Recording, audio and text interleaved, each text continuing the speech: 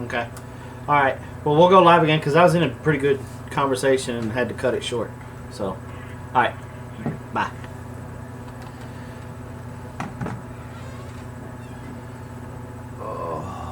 Okay, everybody, we're back again. Guess who's back? Back again. Thank you, Minute Man, for bringing that to our attention, sir. Via we were just talking, and Jason noticed he got a message. So. Yep. So. Hi. Long time not seeing anybody. 10-4. What's up? I never left. Yeah. So.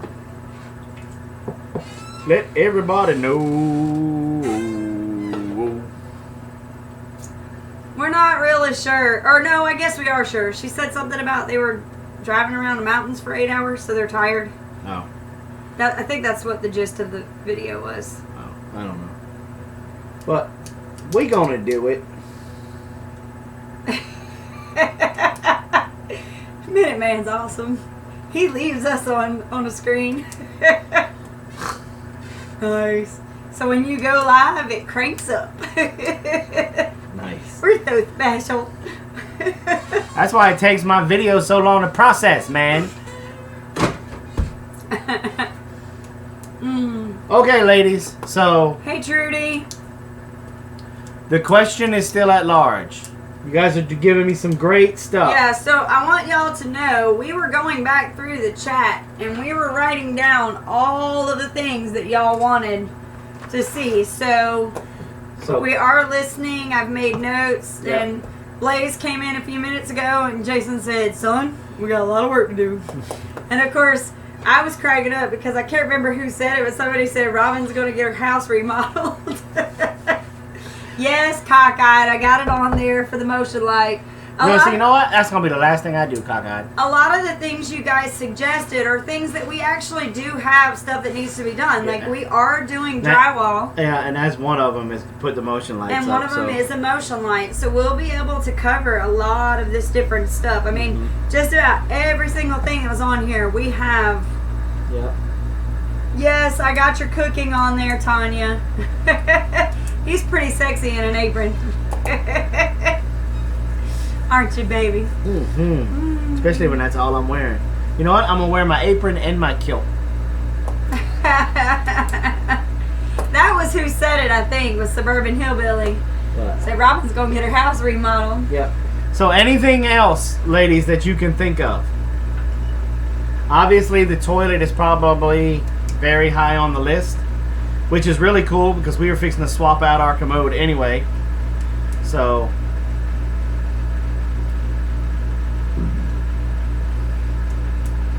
I should have did a video on putting a new tub in.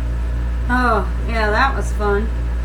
I saw somebody said something a second ago. Post hole digging. That was another one. You know, putting in a post hole without concrete, I don't know if Alderman Farms is in here. I haven't seen them. But they have a great video on that one. I mean, we can do one on post hole diggings and how to set it with concrete. But if you don't want to mess with concrete because you might move that pole later on, go to Alderman Farms. Oh, I wish Tommy was in here. Shrimp Scampi. I wish Tommy was in here. Why? Oh, now you show up, go for green. Woo, mama little salty.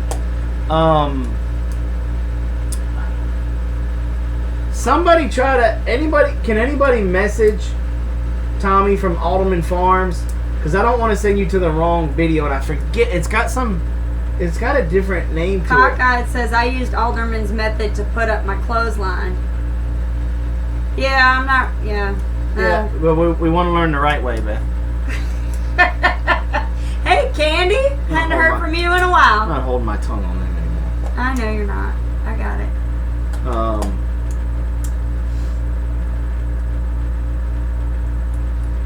We want to learn the right way. I was trying to finish a project. Okay. Hey, Anna.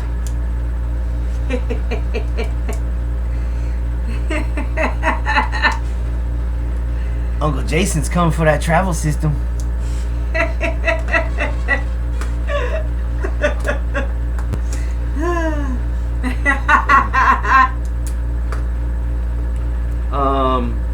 So what else we got? That's pretty much it. They're talking about the post hole. Was it a rammed earth kind of thing? No, it was. He dug it a certain way, and then he placed in 2x4s. Giggle, giggle. No, you ain't. Donna S says if you ever visit her, she's gonna hide it and herself. Yep, we're gonna try to get down there in the next couple weeks. Yeah. We're meeting up with Palmetto Paratrooper on the 8th. Yeah. That one just took a little bit of precedent over it meeting up with anybody else, and then our next stop is going to see my boy Daniel over there at Go for Green, because I've been itching to get to his place for some time. I'll tell you something. You know, we meet a lot of people in the YouTube community. Yes. And some are nice. Some just talk down their nose to you. But I'm gonna say something about 2 channels right now. And I believe this with all of my heart because I've witnessed it and had it happen with us tremendously. Some are wonderful, like me. Cockeyed. Some you just have to love. You have no choice. You got no choice because you gotta love them just because of who they are. But anyway, Big Family Homestead and Go for Green. Those 2 families, well, they will move mountains to help you. Mm-hmm. And not expect anything in return. And American Homestead's here. What's up, guys? American Homestead? I think this is the first time y'all came to our channel. No, they've been a couple times. Well, let me finish about Go for Green and Brad, and then I'm going to talk about American Homestead, because I absolutely love how they do their live stream. But I was struggling with Premiere with some of the stuff on it, and I was asking Brad constantly stuff on there, and he called me and he said, open up Premiere. And he spent a better part of like an hour. Zach said he's always lurking. Cool. Tell her it's going to cost her some lavender soap. Yeah. No, she just heard you. Oh, yeah, that's right. We are let me guess. The soap's in the mail, right? Just kidding. But, I mean, he took an hour out of his day and, blam, helped me with that. Go for Green has helped me in ways that I can't even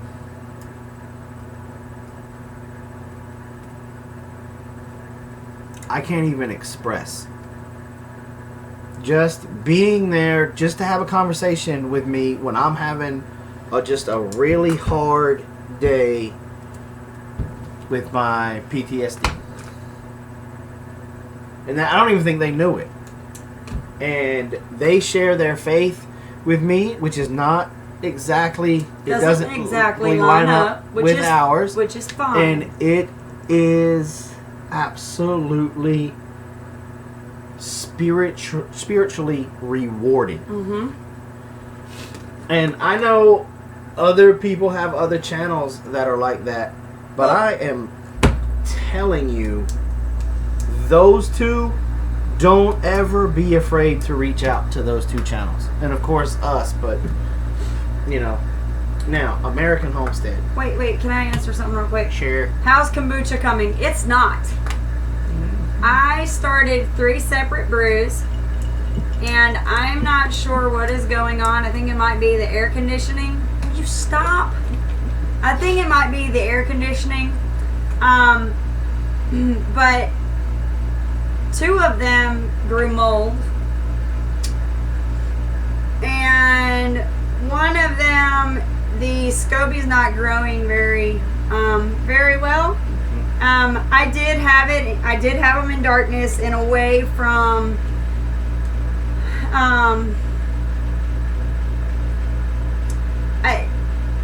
I had them in darkness, but I think what was happening, I think on one of them, I think my son put the cloth on him, and I think he put it on there too tight for one. So I'm going to go back and redo it. Farmer Meemaw, American Homestead, if you guys could make a video and break it down Barney style. I know. Boy, you are really cruising for a bruising tonight. What, getting kicked? How to make kombucha? Getting your butt kicked by a 97-year-old woman was not enough. I mean, really? Ow, that one kind of... Yeah, see? That's what you get. But now, back to American Homestead. I don't know how many of y'all hang out all the way to the end with them, but I am an old... I used to listen to podcasts religiously like a decade ago. And I used to enjoy them so much, and then all the homesteading podcasts started to trickle away, and I think some of them came over here to YouTube and just started making videos. And I kind of missed that. But let me tell you. Now, I'm not the jokeful kind of guy in their chat box like I am on others, because what I do is I turn them on the big TV and turn it up, and then I go around and I harass my children and tell them make sure that their room is clean and do this and do that, and I'm able to get other stuff done while I'm listening to them, which is a blessing all on its own too. So thank you, American Homestead, for doing yours that way. I absolutely love it. Ancient Ways, hello. Plus, I'm trying to mimic y'all's rainwater catchment system too, and I'm probably going to end up trying to mimic y'all's composting toilet outhouse thing, because we're working on that. We're getting ready to build ours. Yeah. And I mean, our ultimate goal is to be is to eventually kind of baby step our way to off-grid, but we can't just do it all at once. We're just not set up for that. So plus we got to check the laws around here. Right. We find people that we feel are doing it right, and we want to kind of, learn from what they're, just like how people are doing with us. When they want to get a dairy cow and they watch the videos on us talking about all the stuff we had to go through. But we're learning, so that's the thing, Zach. We really appreciate you sharing the information that you have, and Daniel from Go for Green. Any information that you guys can put out there, know that, we love. And you guys don't talk down to people. That's the big thing. Stop kicking me. That's the big thing, because when I feel like I'm being talked down to, I just change the channel. Yeah. So. Well, that's what caught my attention with Rain. Mm-hmm. I have done fermenting. I have done kombucha. I've done all the stuff that she does, but it's nice to see somebody else do it, to be able to say, oh, that's a different way to do that. Like, she has a fermenting starter. Mm-hmm. That I love the stuff that she's come up with, and I just think it's really cool. Mm-hmm. Everybody's got their way of doing stuff, and that's how I found Rain. Was I was looking up stuff for fermenting, and her name popped up, and I absolutely love it. She's doing one on storing, on doing garlic, and so everything. And so I'm kind of itching for trapping season to get here, because I am ready. He is. He's itching to be able to teach y'all about some trapping. Well, see, as soon as the leaves start to change colors, I start to get this itch. It's horrible. And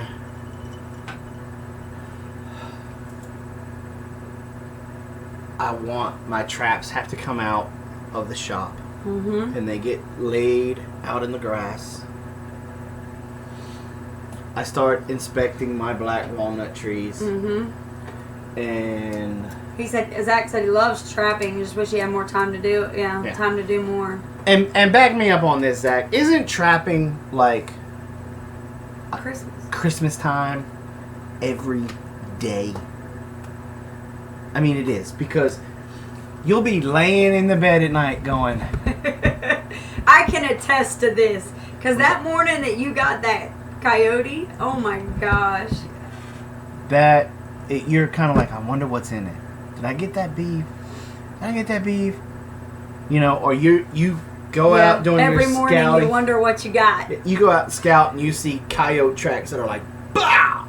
And you're like, and you start going for him. Or you happen to see where it gets me is, and I'm still chasing him. And that's the bad thing.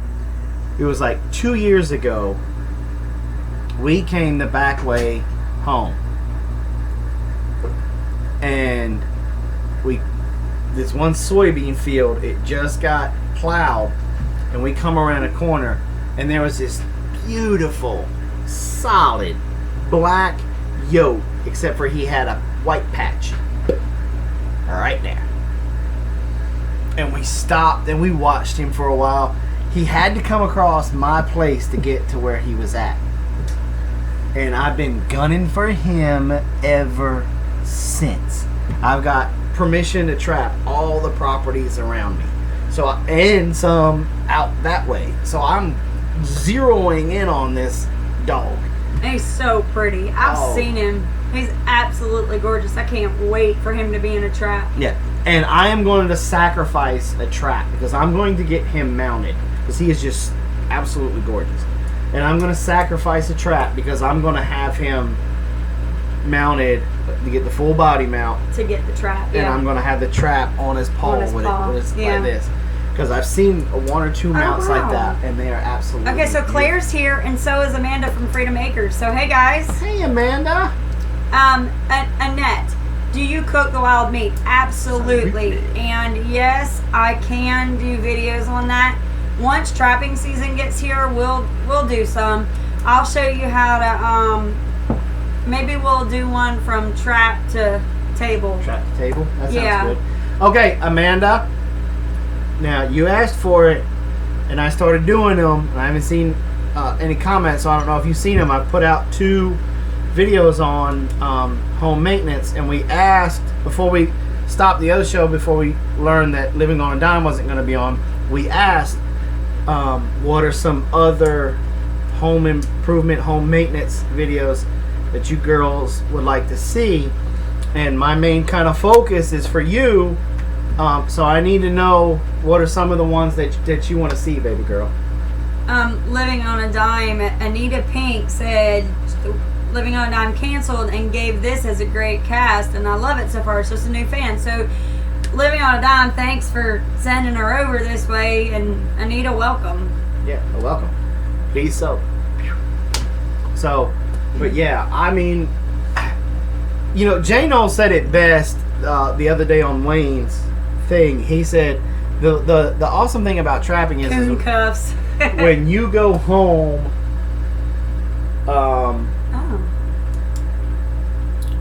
when you go home from hunting, the trap is still out there hunting. And that is so true. And I love taking my kids with me. Last year was Carol's first year with, no, it was her second year with coon cuffs. It was her first year doing them herself. Yeah. And the year before that, I had to set the coon cuff for her. And let me tell you, that little girl put a whooping on her. Because it was, all right, I set the trap, and then she had to pick where she was going to put the set, make the set, the whole night. And she put a whooping on her. And then she started talking. And that's one of the great things about trapping with my kids is that you start to have little trapping competitions with them.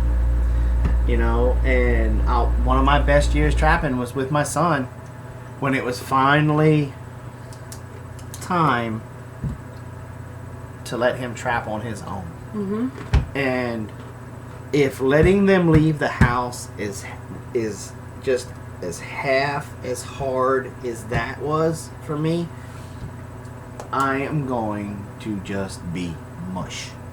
Because that was hard for me. Mm-hmm. Because the whole time I was standing there. Because some of these traps now, and Zach can back me up on this, a 330 will hurt a grown man. And it probably almost, if it depends on where he gets caught, could kill a young teenage boy. Now my son is break an arm. Now my son is 17 now. So pretty much he's been on his own now for so long. I'm like, whatever, dude, just go. But that first year, it was hard. And we took our swamp and we split it in half. And he set his half, I set my half. We used the same amount of traps. And I real quick, you know, I've been doing it for so long, I got all mine in. And then let him pick the side, and he gave me the side with the beaver hut. And I went, okay. And he took the other side. And so, looking around. So I climbed up on top of the beaver hut to watch him still. Mm-hmm. And I saw this one beautiful crossover. It was just absolutely gorgeous. And I'm like, if he beats me, it's going to be because of that right there. And he went up to it, looked at it, took his trapping basket off his back, and I went, oh, he's got me. Because I didn't, besides the beaver hut, I really didn't have good beaver sign over where I was at.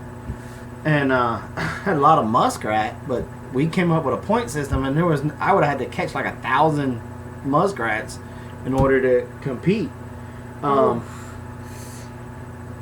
Zach said a 330 is no joke. I'll tell a story later. Yeah.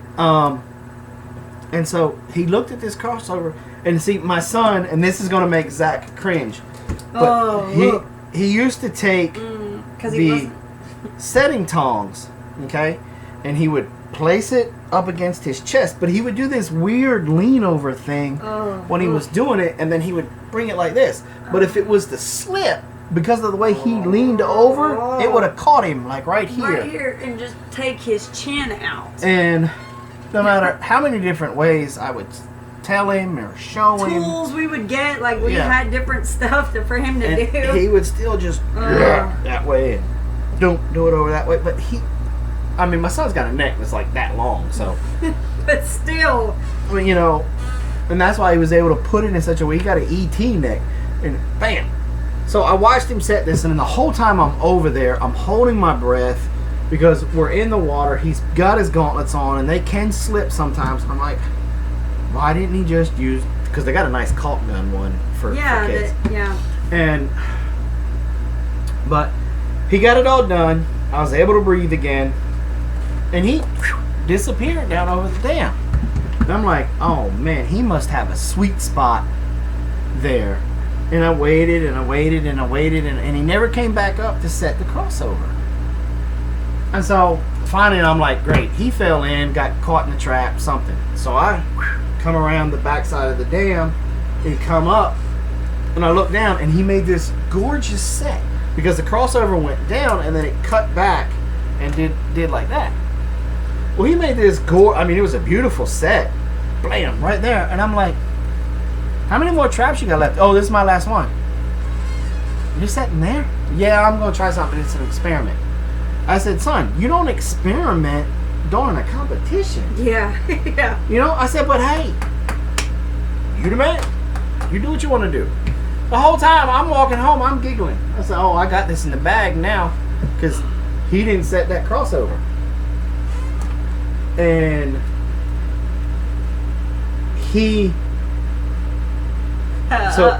we walked. What? Buck Run 11's in here. What's up, Buck?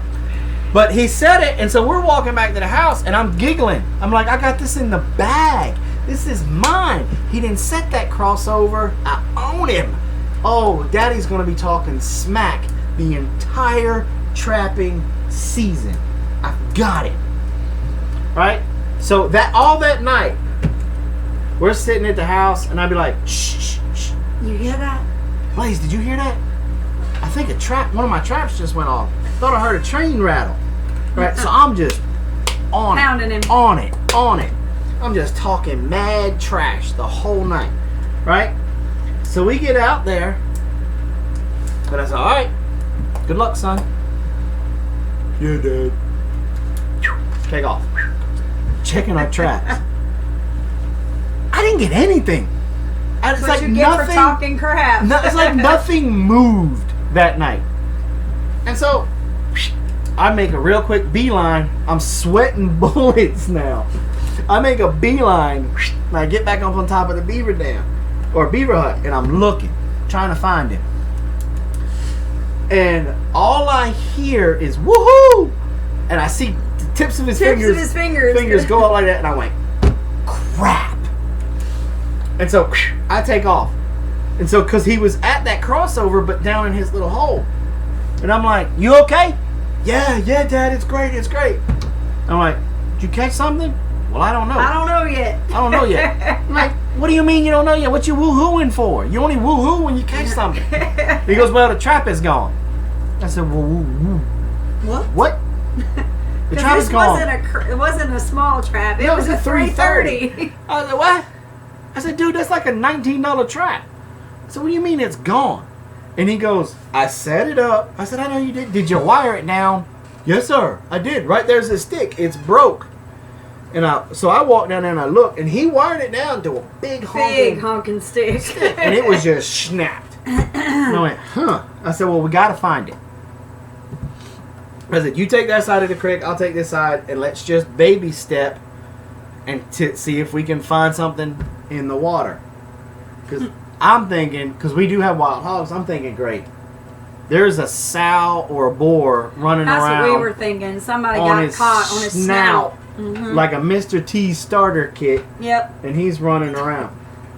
And so we're walking, and we come back to this corner, and we both basically see it at the same time. We see the spring, and the spring was jammed up underneath a log. This log was going like this.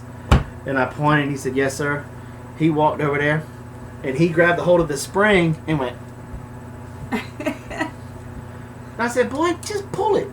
Dad, it's not moving. I said, okay. Well, it's probably jammed in there. And at about this time, he's excited, so he's running his hands down in there. Mm-hmm.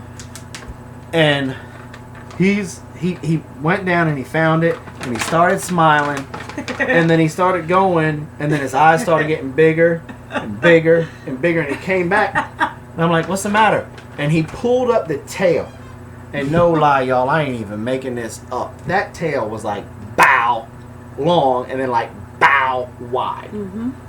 And I went, oh. I said, okay. So I got up on the bank, I picked up on the log, we got the trap out, took both of us to pull the beaver out. Mm-hmm. He caught a 75-pound beaver. It went from end to end of the tailgate mm-hmm. of my pickup truck, and it was as wide as my tailgate.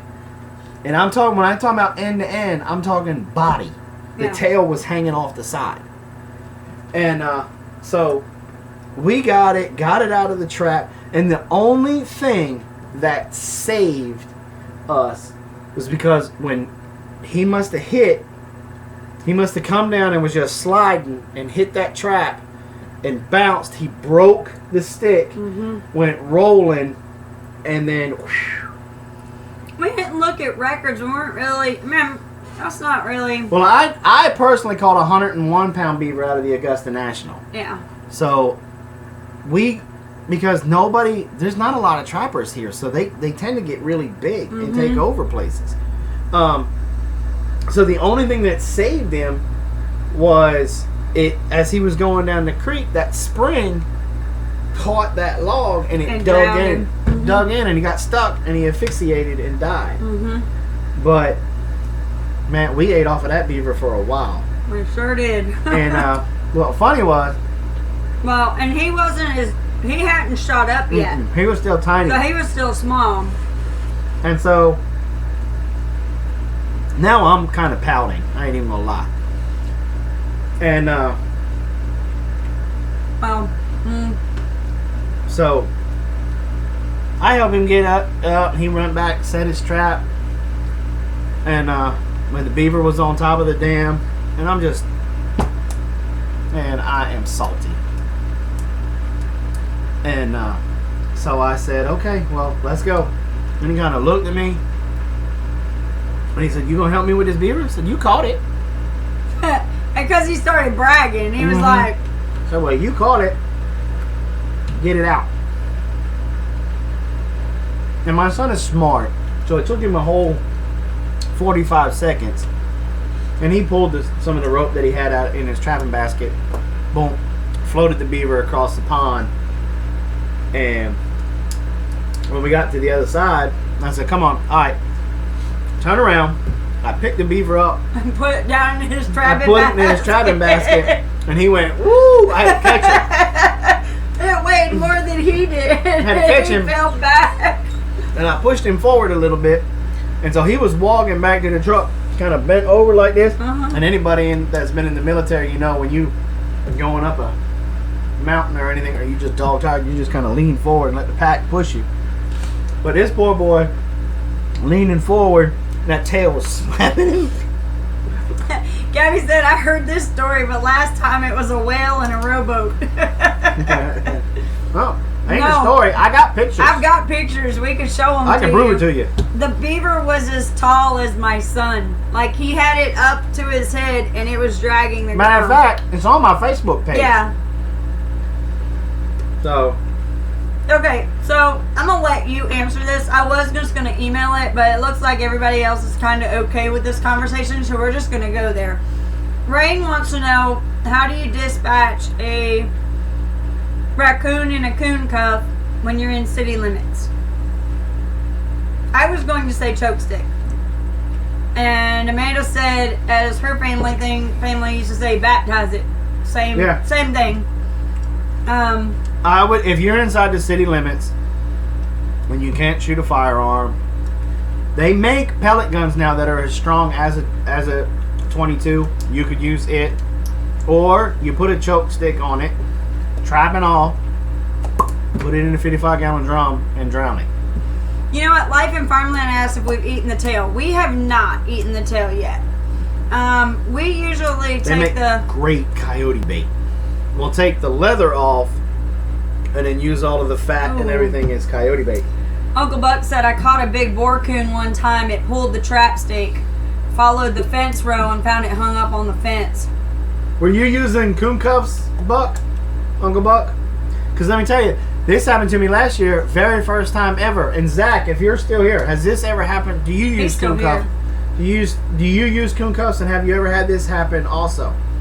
I had a coon because I put airline cable on the back part of my chain, so then that way I can just. Uncle Buck said, "J. Noel says your beaver's as big as your deer."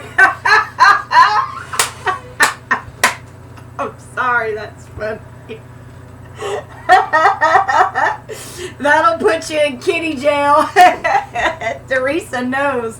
Teresa likes to pick on it. I'll have you know, that deer was actually bigger than y'all like to pick on him about. For Georgia, it was 167 pounds. Yeah, it was a decent sized deer for Georgia. Yeah. But anyway.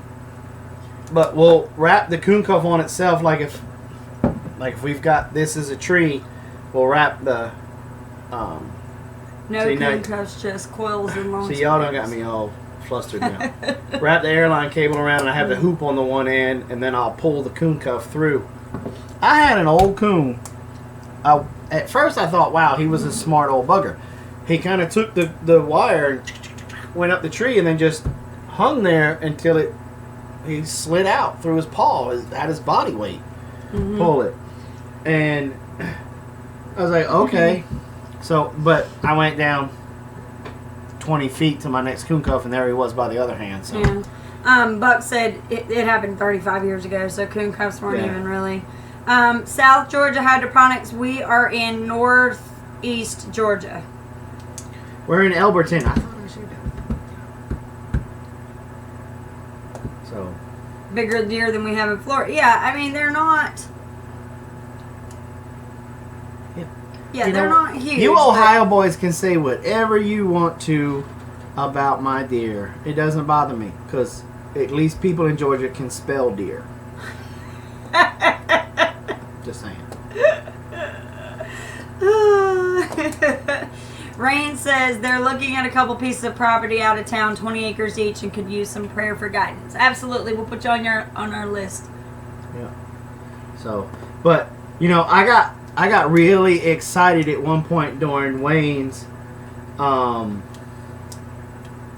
live stream the other night when Jano started talking about mink trapping, and I was like, ooh, because mink down here are like few and far between. Yeah. And it's almost like a unicorn. And so he started talking about going mink trapping, and I'm like, what? Mm-hmm. I want to go. And then he was like, yeah, but there's not that many of them. Like, armadillos. Somebody was asking about armadillos. Armadillos are very easy to catch. It's just a little bit labor intensive. And what you have to do... Do I have time? Yes. Okay. Oh, God, not the white. You can't see the whiteboard. Well, you can if you bring it over there. Just do this. But they like whiteboard time. Okay. There's your trap. Now, everybody that has an armadillo issue knows that the only way you know you really got an armadillo is, one, if you see him, and two, your yard is rooted up. So, wherever he's doing all of his little rooting, okay, in the biggest areas, you gotta get closer. Okay, the square is where you would place your trap. Okay, and then what you do is just build a funnel system off of the door of the trap, like that. Okay, you can use 2x6s. I don't know if I'd go as low as a 2x4. They might just step over that, but 2x8s, something like that. And you just funnel him into the trap, because most of the time you don't even have to bait it. He's not really looking, and he'll just keep his head down and root, and he'll hit that 2x6 and just keep on walking and walk right in. Boop. A lot of your Nuco guys will use the double-doored traps where you got a door on each end, and then when he steps on the pen in the center, night candy, it shuts down both doors. I'm not a big fan. Got it. I'm not a big fan of those, because I've watched, especially the Have a Heart brand. I cannot stand Have a Heart. Yeah. You know, sorry, Have a Heart people. The quality's not. The traps suck. Yeah. I mean, let's just put it out there. They just do. I'm a Tomahawk guy. They're more expensive, but you get what you pay for. But again, even with Tomahawk, I'm not a big fan of the double doors. But if you got a lot of there you go. She caught one in a Have a Heart trap, raccoon trap, and he busted it apart. Absolutely. Yeah. That we're not surprised by that at all. Well, real quick, a question was, why do I think armadillos are poisonous to eat? Because they carry leprosy. Yes. Did you know they gas them here in South Carolina still? Yeah. As far as I know, in South Carolina, all the Nuco guys, they have to gas everything. They're supposed to just gas it.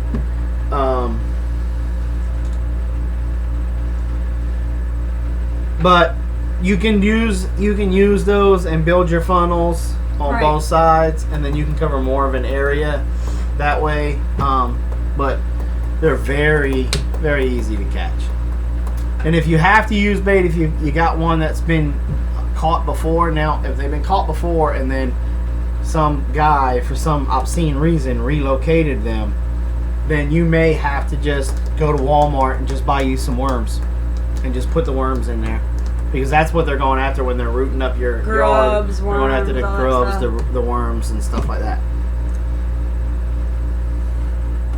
Alright, so we got about 3 or 4 more minutes. Whoever asked the armadillo question, I hope that helped. Yeah, and have a heart is not. This is one of those things. Hey, Nelson Homestead. This is one of those things where I wouldn't go cheap. I would definitely buy, because I mean, you see what happens. The trap, if it's not built correctly. Do we eat snake? We've tried. Not exactly. My cup of I like tea. snake, but Mom doesn't like it. Okay, so Life and Farmland wants to know, where do we pick up most of our traps? Do we do a local trap or a local shop, or do we have a favorite online trap? We have a couple, but we're getting ready to make a couple phone calls. He's getting ready to make a couple phone calls. We don't have, unlike the Ohio trio, and I'm not gonna mention any names, but one of them been asking me how does he catch a squirrel with a 110, and I'm gonna show him how to build a weasel box. He's kind of short, fat, and bald. I'm not gonna mention any names, but Wayne, you know who I'm talking about, right? Wayne. They have a local shop that is a trapping shop, and I'm a little jealous of that. I wish I had that here, but we don't. So we do order all of our stuff offline, and I. What's wrong with us from Ohio? No, he's picking on. he's picking. Do we have what? He's jealous of the mink hunt. What? What's this? Do you have rendezvous? Mm-mm. What is rendezvous? What is rendezvous? I don't even know what that is. But we're gonna reach out to Tomahawk and to Minnesota. Come visit us, bro, and I will take you there. Who said that? J-No. J-No's in it? Mm-hmm. He's just been kind of, yeah. Okay. I'm going to Ohio. That's fine with me. All right, y'all heard that, right? Get your truck running. Mm-mm. Yeah. No. Well, I'm not going up there in a Prius. I'm just buying a new truck. No, you're not. Oh, yeah. Okay. It's state trappers camps. Most states have them. I get my traps there. It's like a flea market for trappers. I have never heard of that. Wow. Okay, so we're going out to that would be Ozarks awesome. Too. Okay, so we got 1 minute left. Y'all jump on over to Deep South Homestead. Thank you guys for coming by. We love all you guys. You guys help us more than we probably help y'all. Thanks for showing the love. Jay Noel's been telling him what to type. And thanks for coming. Y'all head on over to Deep South. Thanks, Jay Noel, Buck, American Homestead. Thanks for coming by. Appreciate y'all in there. And going over to Deep South Homestead. We love you guys. And see you other crazies in the Insomnia Club tomorrow after Grandpa. God bless.